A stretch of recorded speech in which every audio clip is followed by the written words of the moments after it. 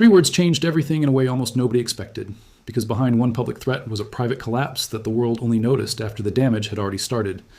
What looked like a hardline show of force was actually the beginning of a much bigger geopolitical trap, and the real shock was not the threat itself, but how fast it began to unravel. By the time the pressure hit its peak, the story was no longer about whether Iran would bend, but about whether the entire global order was about to crack under the weight of one decision. Before we go further, I want to say something straight from the heart, because I spend hours collecting news and breaking it down with care, yet many of you still do not like, subscribe, or share, and I reply to all your comments too. So please follow Market Mindset and our backup channel, Market Mindset 2, because your support is the only reason this channel keeps moving forward. To understand why this moment mattered so much, you have to step back and look at the long history between the United States and Iran, because this did not begin with one speech, one threat, or one headline, but with decades of pressure, suspicion, sanctions, proxy conflict, and near constant brinkmanship. Since 1979, Washington and Tehran have been locked in a standoff that has shaped entire generations of policymakers, military planners, and intelligence analysts.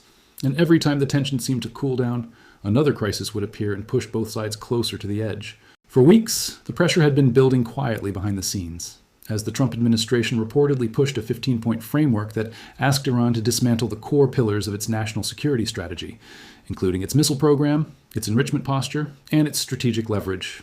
On paper, those demands were presented as a path towards stability, but in reality, they were viewed in Tehran as a direct attempt to strip away every major bargaining chip Iran had spent years protecting. Iran's response came fast, sharp, and unapologetic, because instead of accepting those conditions, it put forward its own framework and turned the entire conversation upside down. Those 10 conditions were not a surrender document, and they were not a symbolic gesture because they were a direct challenge to the balance of power, demanding sanctions relief, formal ceasefire terms, and control over one of the world's most important strategic waterways. At that moment, it looked like both sides were speaking different languages, but behind the scenes, the situation was moving into territory far more dangerous than ordinary diplomacy could contain.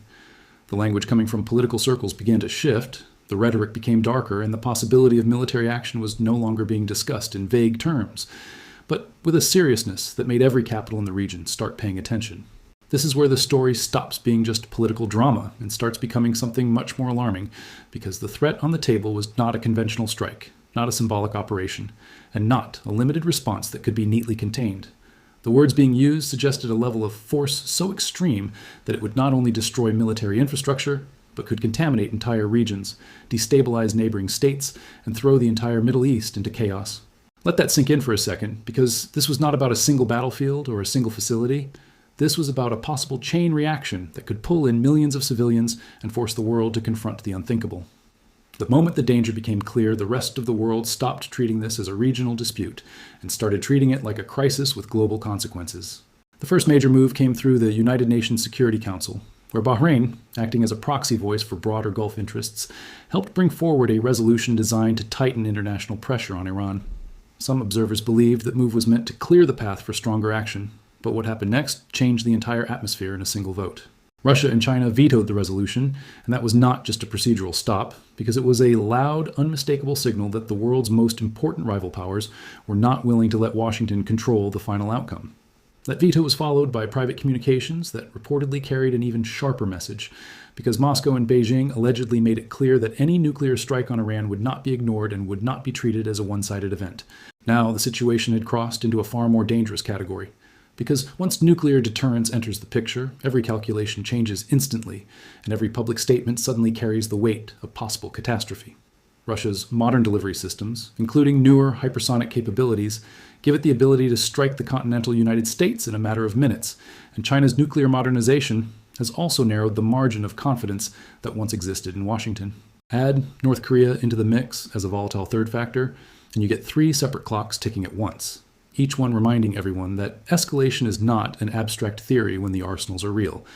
This was the point where the entire structure of the crisis began to bend, because the threat of retaliation was no longer being imagined in theory, it was being communicated as a real consequence.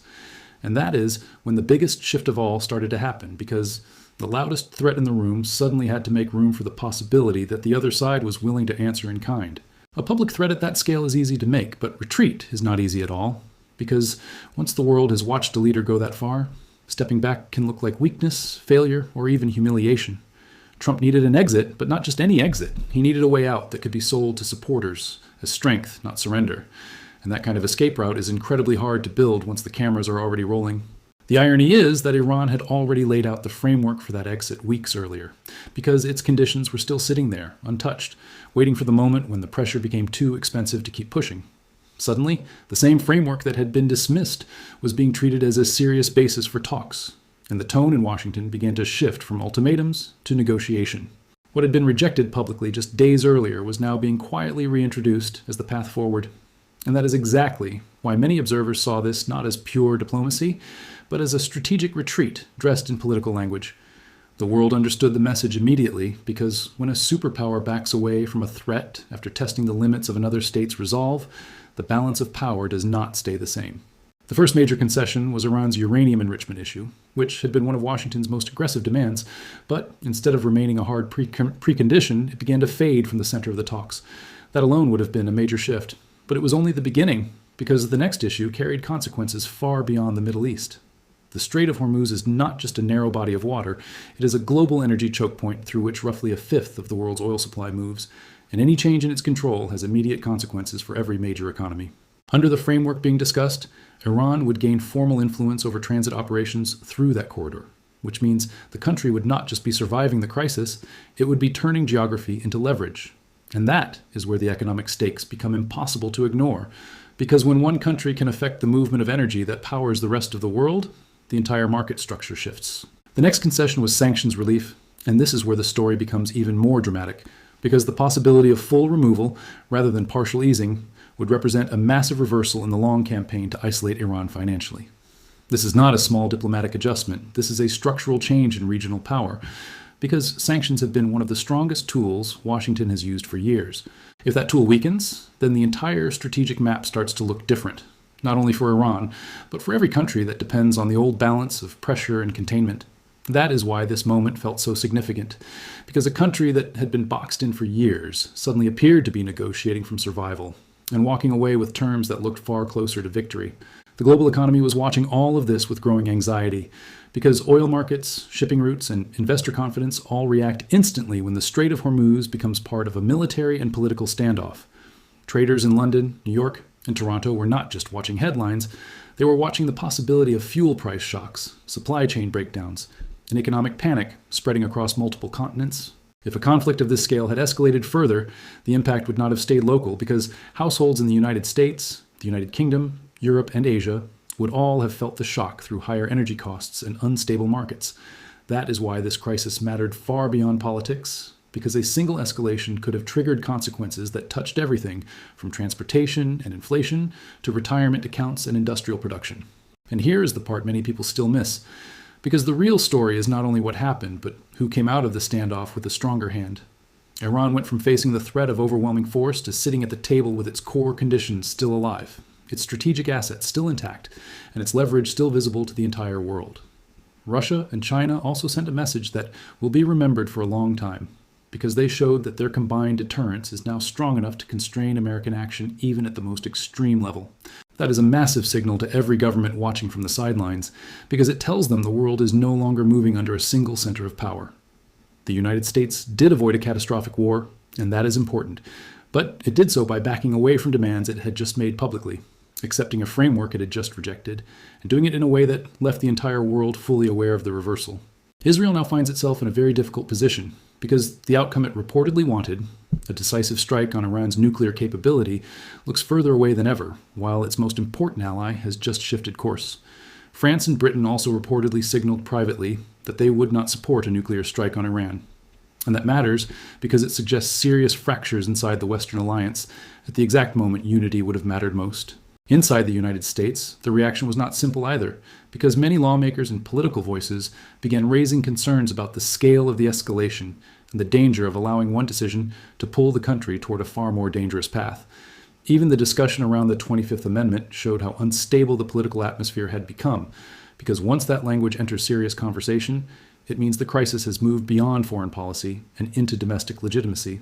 Markets reacted in real time, and that reaction alone tells you how much confidence had been shaken, because investors are never comfortable when nuclear brinkmanship becomes part of public policy. For everyday families, workers, and businesses, the idea that a presidential ultimatum could move markets, raise energy costs, and threaten long-term stability is not abstract at all. It is a direct economic fear. That is why the retreat happened so quickly. Because pressure from markets, pressure from politics, and pressure from nuclear deterrence all hit at the same time and made continuing the escalation far more dangerous than stepping back. What this episode really reveals is that the old era of total American freedom to act without meaningful counterpressure is fading, not because the United States is weak, but because the strategic balance of the world has changed. Russia's hypersonic progress, China's military expansion, North Korea's unpredictable posture, and the rise of multipolar power blocks all mean that future crises will be shaped by deterrence from multiple directions at once. The lesson is simple, but enormous, because the world is no longer built around one power making threats without consequence. And the Iran crisis is one of the clearest previews yet of that new reality. This is the kind of story that reminds us how fast the world can change. So if this breakdown helped you understand the bigger picture, like this video, share it with someone who follows global events, comment your opinion below, and subscribe to Market Mindset for more deep and powerful analysis.